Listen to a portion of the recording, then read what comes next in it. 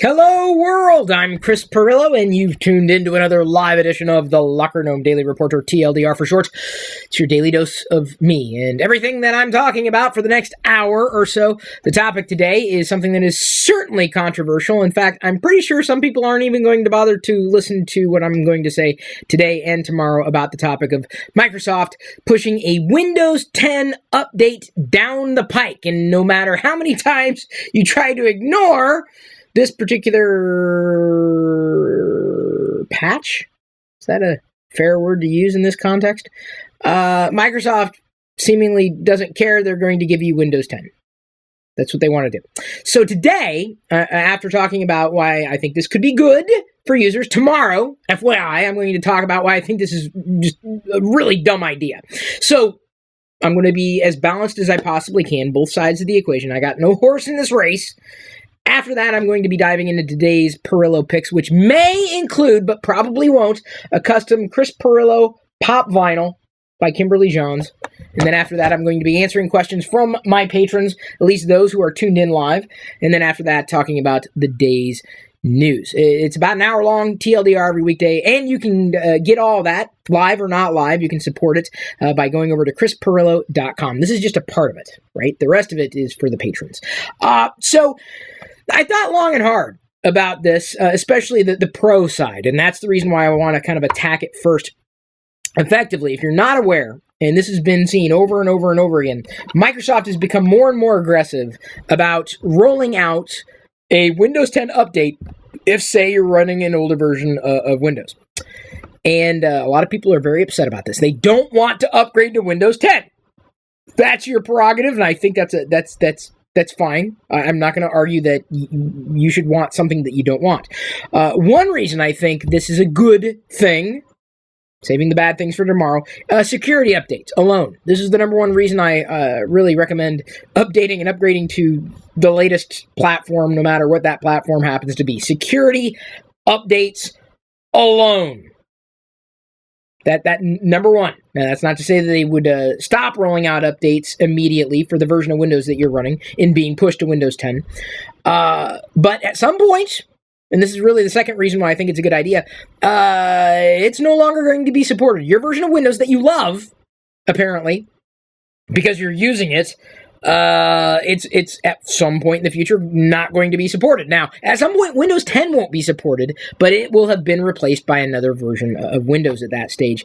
And the older versions of Windows, quite honestly, and this is I'm kind of playing devil's advocate with this sub point now that I've talked about security updates and your version of Windows at some point no longer being supported. A sub point to that is that Microsoft does its best to address the community of users who use the platform and the OEMs and what have you. But to that point, at some point they have to stop and they have to move forward. And some people just don't want to. They don't want to let go of what's working, which is fine. I don't think you should be forced necessarily. That's for tomorrow's topic. But Microsoft, I think, has good intentions in doing this, because the framework of Windows 7, 8, you can go even further back than that, is completely different in terms of the way Microsoft's approaching the operating system compared to Windows 10. Windows 10 in many ways is closer to a radical departure of Windows, and I'm not going to say is the future of Windows outright, but I think Windows, as it continues to evolve, is not going to be like the Windows that you may have known and loved at some point in the past. It's going to be more of a service. I mean, yes, it is a platform. It's an operating system. You could use it on a PC or not. You could run it in a virtual machine or not. But Microsoft is positioning Windows 10 to be a different kind of Windows. Not just from how it looks or how it works, but how it fits into Microsoft's overall game plan and business plan and marketing strategies. It's going to be viewed differently, and you, as a user, are going to be viewed differently. And I think a lot of people have been concerned about that at some point in the past, and likely would continue to be concerned about it for privacy policy reasons, but completely different topic for another day. The third reason I wanted to say that this is potentially a good idea for Microsoft to do, and again, I have to repeat because some people just don't listen, I'm going to be talking about the insane amount of negatives, or at least 3 of them tomorrow. It unites the base. And I got to tell you, I think that's a good thing for developers alone, because developers make software that you can run on your computer. But if they've got to deal with a fragmented base of Windows users, they don't know who to develop for. Like if let's say if most of the people that they would, want to address as a Windows user are still using an old version of Windows, well, then they can't necessarily, develop that, whatever it is that happens to be, the piece of software, game, application, whatever.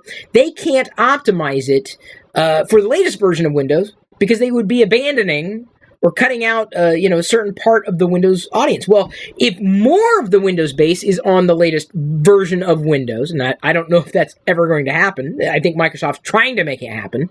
Again, to their credit, they're trying to make it happen in the best way that they know how, by pushing these forced updates to the Windows 10 platform down the pike. They're unifying the base.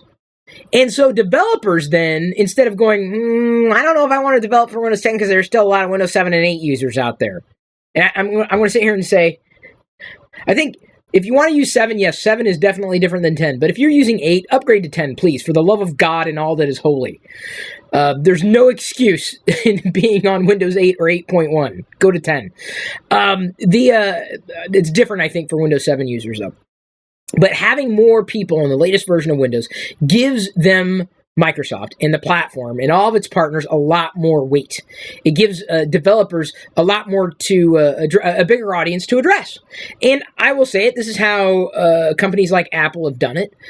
Most of their platforms when they're rolled out, because they have a limited amount of SKUs, a limited amount of computers. Because remember, this is one big value in being able to create and design and develop your own hardware and software and platform, everything all in one. Microsoft doesn't do that. Microsoft doesn't make, yes, it has the Surface PC, but there are an insane amount of more other PCs made by other OEMs running the Windows platform. So Microsoft's kind of an anomaly in that way, if you're going to, and I'm not making a direct Apple comparison, I'm just saying that Apple's base is generally, most of them are on the latest version, the latest platform, because Apple only has a limited amount of products that they're supporting, to their credit.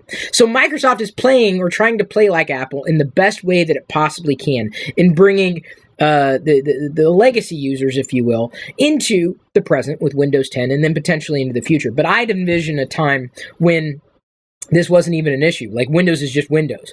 Like, getting rid of the version. In fact, I'm pretty sure I've heard this said before, but it just makes sense to me that you have a PC, it runs Windows, and then you don't care about what version it is. It's just Windows, and it's always the latest version. That's the way they're going to do it. Or I'd imagine that's the way they're going to do it. I am not an insider at all, but I think there are a lot of merits to what Microsoft is trying to do. Their heart being in the right place, but it's the question of execution. And there's not much you can do. Sometimes you have to force users and do what you think is better for them. If you don't like it, you have alternatives. It's up to you. Hey, don't. This is the thing. I will tell you this, and I'm going to talk about the cons tomorrow. I will, but I will tell you this as I press play on this wonderful presentation, not running on Microsoft's software or platform. I got nothing against Microsoft. Nothing at all against Microsoft.